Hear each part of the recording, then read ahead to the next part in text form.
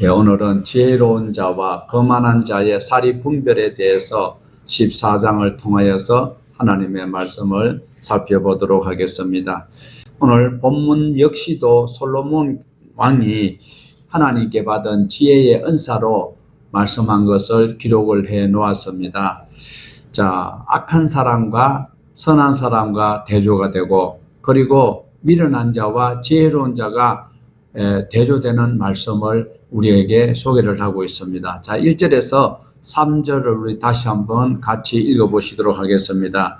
지혜로운 여인은 자기 집을 세우되 미련한 여인은 자기 손으로 그것을 허느니라. 정직하게 행하는 자는 여호와를 경외하여도 패역하게 행하는 자는 여호와를 경멸하느니라. 미련한 자는 교만하여 입으로 매를 자청하고 지혜로운 자의 입술은 자기를 보존하느니라.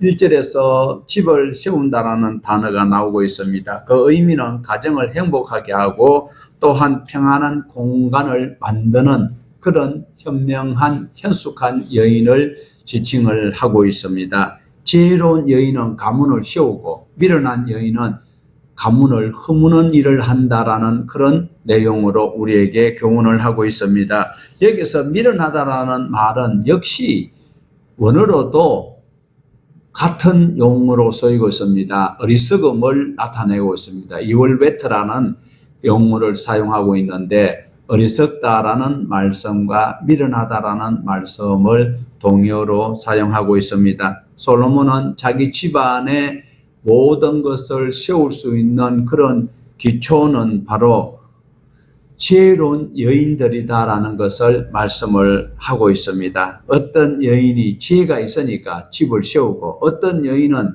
말로 모든 분위기를 망치는 것을 솔로몬이 보았기 때문에 그렇습니다. 당시는 솔로몬이 통치하던 그때만 해도 여자분들의 인권이 그렇게 신장되지 못하였습니다. 경제활동이나 모든 것을 하는 것은 남자 위주로, 그리고 남자들이 주도하고 있는 그런 시대였는데, 솔로몬 왕은 담대하게 이야기를 하고 있습니다. 지혜로운 자는 집을 세우고 미련한 자는, 즉 어리석은 자는 자기 집을 헌다라는 것을 말하고 있는데, 솔로몬이 무단히 이런 말을 한 것이 아니에요. 솔로몬은 임상 실험을 해보았어요. 왜요? 어떻게 했습니까?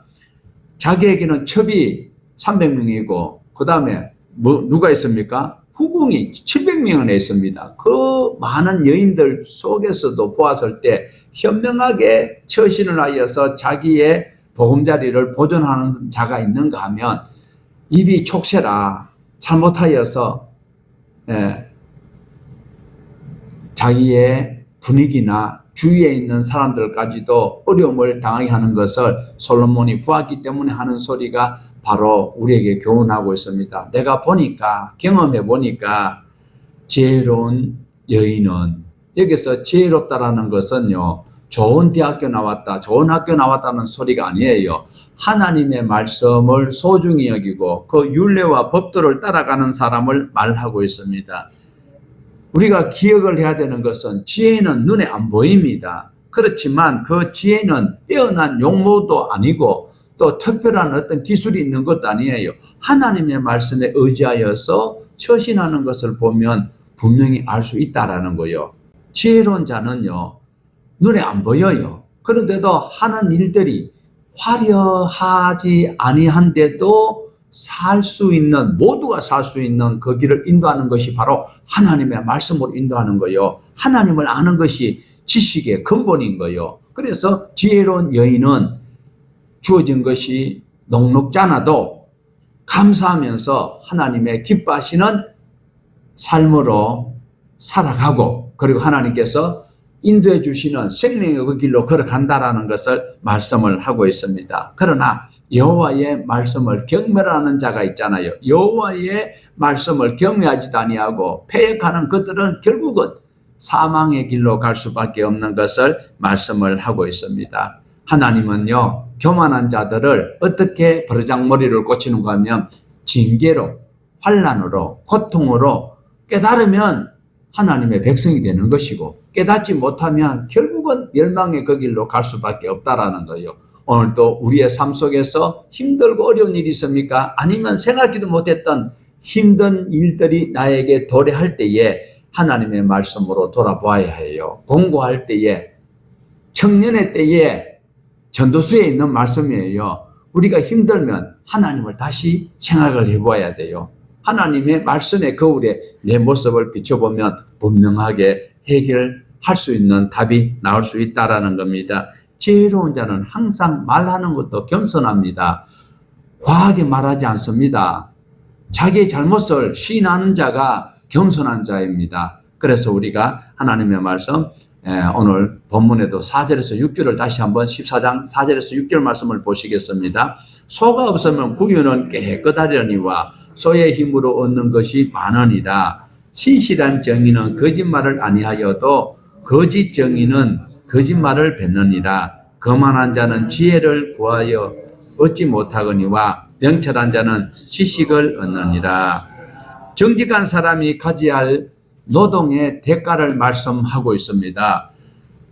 정치인이나 학자나 우리 모든 일상생활에서도 자기가 해야 될 일을 하는 그것이 바로 하나님이 우리에게 주신 사명입니다. 여기에 소가 없으면 구유는 깨끗하지만 소의 힘으로 얻는 것이 많은데 그것을 챙기지 못한다라는 것을 말씀하고 있습니다. 물론 여기 소가 나오는 것은 소로 농사를 지었던 농경시대의 어떠한 부분을 비유로 말씀을 하고 있는 것은 사실입니다만은 우리에게 교훈하고자 하시는 말씀은 유익을 얻기 위해서는 이만한 헌신이 있어야 된다. 수고가 있어야 된다라는 것을 말씀하고 있어요. 정당한 노동의 대가가 우리에게 달게 먹을 수 있는 영의 양식과 육의 양식이 된다라는 것을 말씀하고 있어요. 소가 없으면 구유는 깨끗하지요. 얼마나 편해요.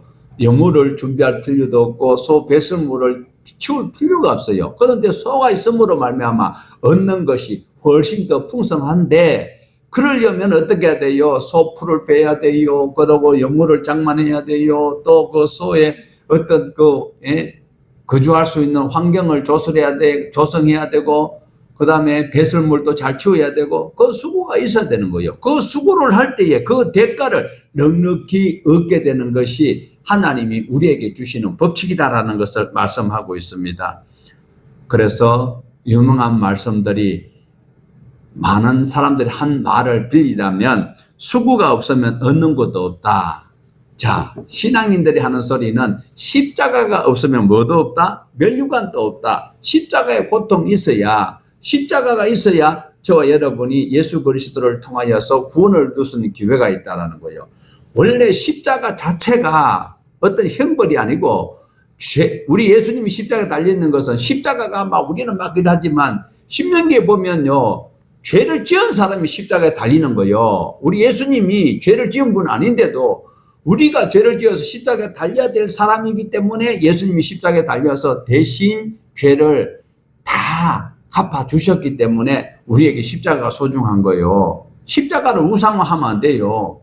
십자가를 우리는 교회들이 십자가를 무조건 상징적으로 십자가를 하는데 신명기에 보면 죄를 지은 자가 달리는 게 십자가예요. 그런데 우리 죄지 이제는 예수님의 피로 다 용서함 받았으면 십자가가 실제로는 그렇게 우상처럼 섬길 필요가 있어요. 차 사면 차에 봐봐요. 십자가 딱딱 대롱대롱 달아놔놓고 예수를 믿든 안 믿든 간에 호스티스도 보면 여기에 귀걸이에도 보면 십자가 달아놔놓고 그래 술장사를 하고 있더라고. 십자가 의미를 분명히 알 필요가 있고 우리는 바로 십자가를 바라볼 때에 그 예수님이 당한 고난을 생각할 때에 생명의 그 길로 면류관을 얻을 수 있는 기회가 있다는 것을 우리는 명심을 하셔야 할 것입니다. 그래서 7절에서 8절에 이어서 하는 말씀을 다시 한번 더 보십시다. 너는 미련한 자의 앞을 떠나라. 그 입술에 지식이 있음을 보지 못함이니라. 슬기로운 자의 지혜는 자기의 길을 아는 것이라. 미련한 자의 어리석음은 속이는 것이니라. 여기서 미련하다라는 것은 또 바보로 나오고 있습니다. 또 어리석다라는 단어와 같이 아까는 조금 전에 있었던 이웨실레하고는 또 다른 단어로 캐실로 사용하고 있습니다. 이것은 약간 멍청하다는 그런 의미가 있어요. 조금 전에는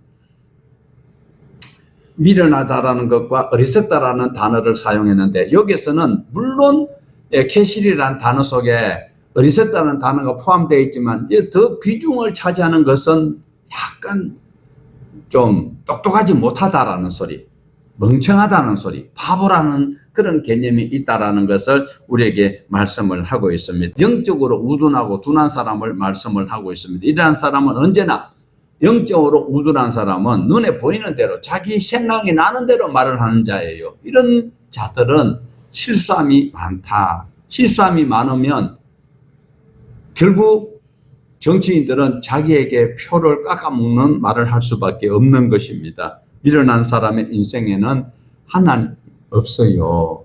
하나님을 아는 것이 지식의 근본인데 이 미련한 자, 캐실, 이 단어에 속한 사람은 어리석은 사람이면서 하나님 없이도 모든 것을 할 수 있다라고 여기고 있는 것입니다. 여기서 떠나는 자, 7절에 보면 너는 미련한 자의 앞을 떠나라. 떠나라는 이 단어는 어떤 의미입니까? 그 가치관이 미련한 자와 떠나다라는 단어가 같이 동의어로 사용하는 것이 아니고 미련해서 떠날 때에 이 생명의 보화를 얻을 수 있는 기회가 주어진다라는 것을 말씀하고 있습니다. 미련한 자는 하나님의 말씀이 그 심령 속에 없어요. 그의 삶 속에 없어요. 자기가 지금 판단하고 자기가 유리한 대로 하고 마는 거예요. 가인처럼 꼭 자기가 마음대로 하나님 앞에 제사 드렸으면 하나님은 한 상 차려드리면 감사히 잡술 일이지 왜 가타부타 하십니까? 이런 식으로 심상, 누처, 경멸하다, 모욕하다. 그래서 그런 죄를 우리는 범하지 않도록 노력을 하여야 할 것입니다. 은혜가 없고 정직한 자는 하나님 앞에 자기를 따로 드리는 그 일에 최선을 다하는데 이런 사람은 죄를 대수롭지 않게 여기는 것이 아니라 죄가 무섭다라는 것을 알면서 하나님을 하나님으로 대접을 한다라는 것을 말씀하고 있습니다. 하나님은 말씀을 좋아하는 자, 말씀을 순종하는 자를 사용하신다. 그를 통하여서 하나님의 일을 하신다라는 것을 명심을 하셔야 합니다. 우리가 많은 간증을 들어보면 어떤 사람들이 열심히 하나님의 말씀 안에 살았던 사람들도 있지만은 개망나니처럼 살았는데 하나님께서 그를 버르장머리를 고쳐가지고 그 단련을 시켜가지고 하나님의 종으로 사용했다라고 이야기하는데 하나님께서는 그런 것을 거의 찾아보기가 어려워요. 하나님의 말씀이 기록되어 있는 성경에서는 그렇게 본 적이 없어요. 삼손에 그런 기회를 주었는데 결국은 자살하고 말았다니까요. 그런데도 삼손이 살았을 때보다 죽었을 때 더 많이 죽였다고 그것을 갖다가 하나님께서 은혜를 주시는 것으로 설교를 하면 번역이 잘못되어 있는 것으로 해석을 잘못한 것으로밖에 볼 수가 없다라는 것입니다. 우리 10절 볼까요? 마음의 고통은 자기가 알고 마음의 즐거움은 타인이 참여하지 못하느니라. 내 마음의 기쁨도 다른 사람이 참여할 수 없고 내 마음의 고통도 여러분이 대신할 수가 없어요. 우리가 즐거움은 나누면 배가 되고 고통도 나누면 가벼워진다고 하는데 참 말은 사전적인데 즐거워도 너무 즐거운 티를 못 낼 때가 있어요. 이웃이 고통스러워하고 있는데 내가 즐겁다고 동일하게 수능을 요번에 다 봤어요. 그리고 성적이 다 나왔어. 그 다음에 원하는 대학에 서류를 다 넣었는데 합격한 사람은 좋아서 잔치를 하는데 하나님 똑같이 원서를 넣었는데 거기서 불합격한 자는 마음에 괴로움이 있는데 거기서 너무 즐겁게 할 필요가 없다라니까요. 그렇다고 내 아픔을 또 너무 막 남이 알아주기를 원할 그런 필요도 없다라는 것을 말씀을 하고 있습니다. 내가 고통스럽다고 이야기한다고 상대가 고통에 이해를 하려고는 할 수 있을런지는 몰라도 동참은 할 수가 없습니다. 이런 말이 있습니다. 어떤 사람이 엄청 질병으로 아파서 고생을 하다가 돌아가셨어요. 그 상여가 나갈 때에 옆에서 어떤 청년이 하는 소리가 아이고 저 사람이 그렇게 아파서 죽었다고 할지언정 내 손톱 밑에 가시 박혀가지고 내가 이 고생하고 있는 것보다는 덜 했을 거라고 이야기하는 거요. 어떤 의미입니까? 남의 고통은 남이 알아줄 수가 없고 내 고통을 남이 알아줄 수가 없다라니까요. 그래서 될 수 있으면 고통스러운 것을 남한테 이야기 안 하는 것도 바로 14장 10절의 말씀을 잘 인용해 볼 수 있는 부분이기도 하다라는 것입니다. 나의 고통을 남이 알아주기를 원하면요, 섭섭한 밖에 없습니다. 내 고통, 내 십자가 내가 지고 가면 된다라고 생각하고 갈 때에 불안의 사람 시몬을 불러가지고 지고 가자고 하면 수월하지만 왜 내 십자가 안 져주느냐고 생각하고 있을 때는 항상 섭섭함이 있습니다. 그래서 형제간이나 또 부모 자식 간에도 그런 부분들이 개입하는 것은 사단이 주는 특별한 선물일 거예요. 필요 없는 선물일 수 있습니다. 자, 우리 11절에서 14절 말씀을 보십시다. 악한 자의 집은 망하겠고 정직한 자의 장막은 흥황하리라. 어떤 길은 사람의 보기에 바르나 필경은 사망의 길이니라. 웃을 때에도 마음에 슬픔이 있고 즐거움의 끝에도 근심이 있느니라. 마음이 굽은 자는 자기의 행위로 복이 가득하겠고 선한 사람도 자기의 여호와를 경외하는 자는 착한 사람입니다. 여호와를 멸시하는 자는 악한 사람입니다. 거짓되는 자는 결국은 자기도 망하고 본디오 빌라도 한번 봐봐요. 본디오 빌라도가 지금 음부에 있을 것인데 보나마나 대한민국 사람들은요, 외국 사람들은 안 할 수 있어요. 미국 같은 데는요, 교단이 가장 큰 교단이 침례교단이에요. 침례교단에는 사도신경을 안 해요. 그런데 대다수 장로교단이 많은 우리 한국 교회 같은 경우에는 예배할 때에 사도신경으로 신앙 고백을 합니다. 꼭 본디오 빌라도가 자기가 그 순간을 모면하기 위해서 하나님을 경외하지 아니하는 마음이 있었기 때문에 지금 봐봐요. 자기 나라도 로마도 지금 망해버리고 없잖아요. 그리고 자기도 망하고 말았잖아요. 오늘 또 우리는 이런 말씀을 통하여서 무엇을 우리의 길로 삼아야 할 것인지를 보아야 합니다. 사망의 길임에도 다른 사람들이 그것이 바른 길로 볼 수 있다는 거예요. 자, 보기에 바른 길과 실제로 바른 길은 동의어가 아니다라는 사실이에요. 보기에 그렇더라. 내가 생각하기에 그렇더라. 자기 생각하는 것과 실제로 있는 그것은 다르다라는 것을 분명히 알아야 되는데 많은 사람들이 살아오면서 자기 생각이 그렇다라는 거예요. 특별히 여의도의 그 이상한 섬에 있는 그게 얄구전 집 속에 있는 그 얄구전 또 그 뭐 희한한 돔 속에 들어갔다 나왔다는 인간들은 희한하게 생각이에요. 자기 생각이. 실제로와 보기에 그리고 생각에 실제로 이것은 동의어가 아니다라는 사실을 명심할 필요가 있습니다. 부자로 보이지만 가난한 사람이 있고요. 지금 봐봐요. 내일 되면 또 나라가 또 시끄러울 거예요. 웃고 있어도 웃는 게 아닌 사람이 있어요. 없는데도 부자처럼 하고 다니는 사람 있어요. 저처럼. 가난뱅인데도 불구하고 남한테 가가지고는 막 있는 채 하는 이런 목사가 있다니까요. 그런데 실제로 부자들은 암행의사가 옷 다 떨어진 거 입었다고 거지라고 취급하면 그 사또는 골로 가는 거요. 없어도 있는 채 하는 사람이 있고 있어도 가난한 채 하는 사람이 있다라는 것을 우리는 명심을 하여야 할 것입니다. 하나님께서 바르다라고 말씀하시는 그 말씀을 우리는 붙들어야 되는 거예요. 하나님께서 주시는 그 기회는 누구에게나 동일하게 주어졌다는 사실을 명심하셔야 합니다. 내 마음에 옳은 대로 하다가는 집안 평화를 위해서 부인 말 들었다가 후손들이 대대로 지금까지 고생하는 가문을 우리가 조금 전에도 성경 공부할 때 보았습니다. 누굽니까? 아브라함이 사라 말 듣고 하갈을 취하는 것, 하나님이 나중에는 뭐라고 말씀합니까? 행하여서 완전하라는 거요. 행위에서 완전해라라는 거요. 말씀에서 완전하라는 거요. 교회만 다닌다고 예수 제의가 아니라니까요. 말씀대로 살아야지. 십자가 지고 갈 각오가 되어 있어야지. 십자가는 당신이 지고 가고 나는 그냥 영화만 누리겠다라는 도둑놈들은 회개를 안 하기 때문에 천국에 못 가는 거요. 오늘 저와 여러분은 말씀에 기준하여서 삶을 바꾸어 살아갈 수 있기를 원합니다. 15절에서 16절 보십시다. 어리석은 자는 온갖 말을 믿으나 슬기로운 자는 자기의 행동을 삼가느니라.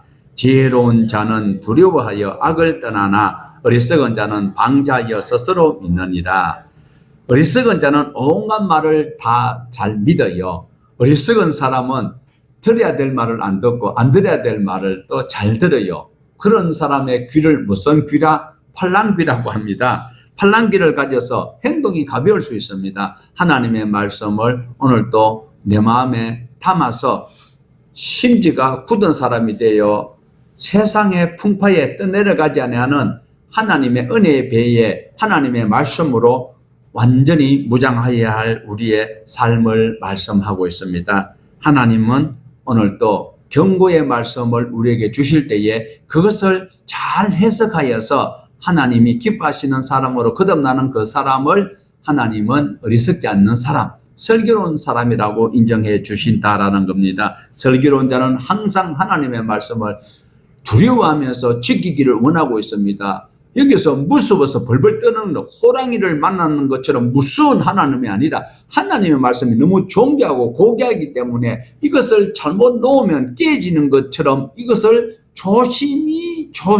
조심에 조심을 하는 그런 마음으로 하나님 말씀을 받드는 자에게 하나님은 항상 은혜를 더하여 주실 것을 말씀하고 있어요.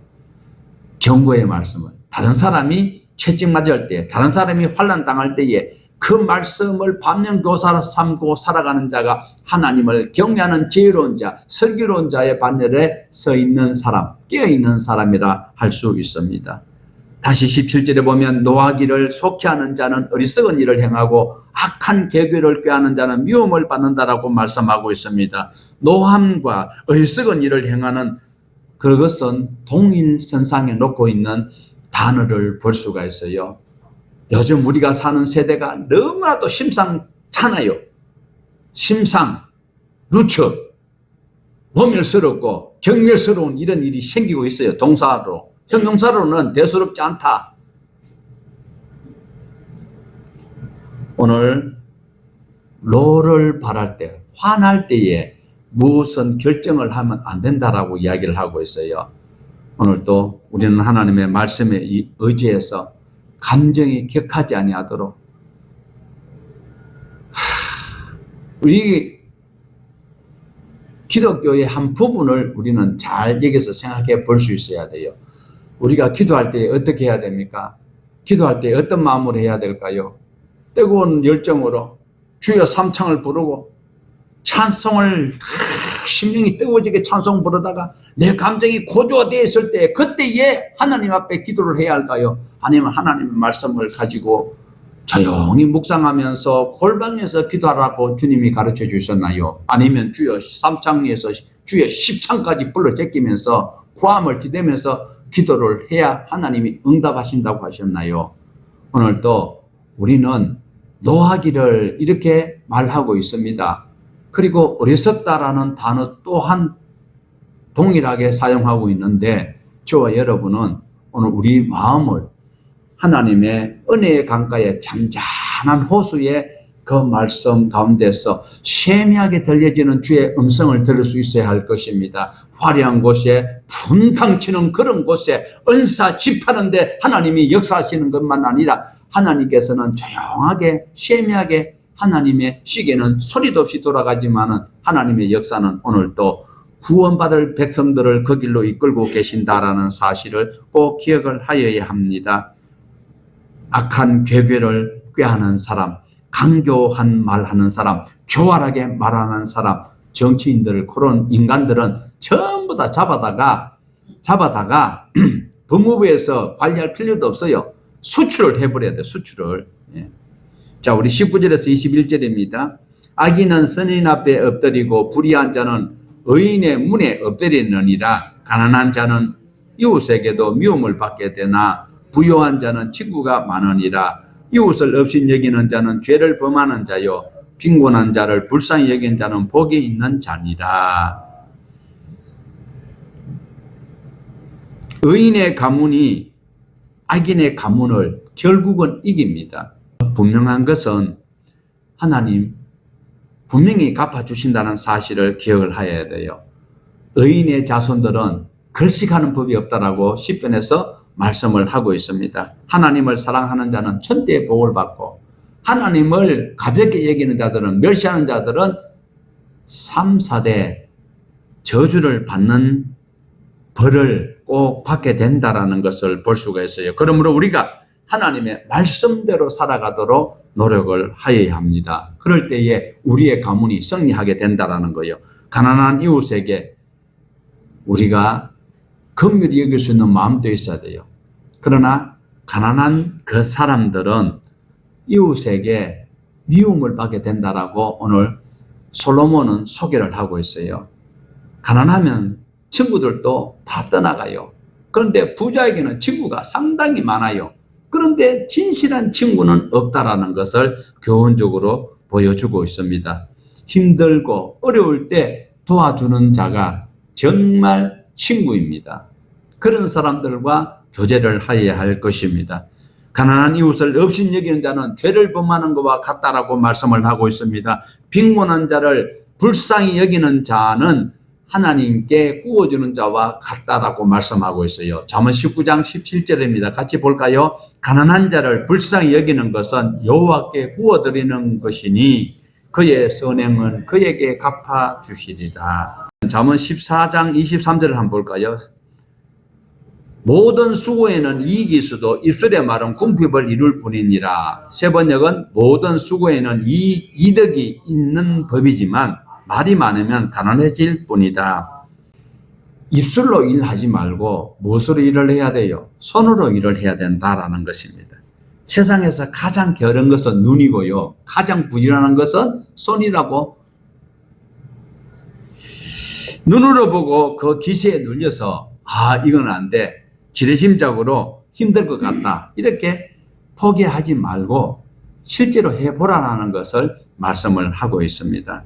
우리 28절 한번 볼까요? 28절 백성이 많은 것은 왕의 영광이요 백성이 적은 것은 주권자의 패망이니라. 지금 우리나라도 걱정입니다. 지금 출산율이 너무 낮으니까 이 오래 가면은 이제 인구 소멸이 될 수밖에 없어요. 그래서 지금 본문에서 말씀을 하고 있는 것은 백성이 많은 것은 왕의 영광이다. 이 소리는 무엇일까요? 이때에 자국의 영토가 넓어가지고 자국민이 많은 것도 있을 수 있겠지만 대부분 이 사람들이 영토 확장을 어떻게 합니까? 전쟁을 통해서 영토 확장을 하거든요.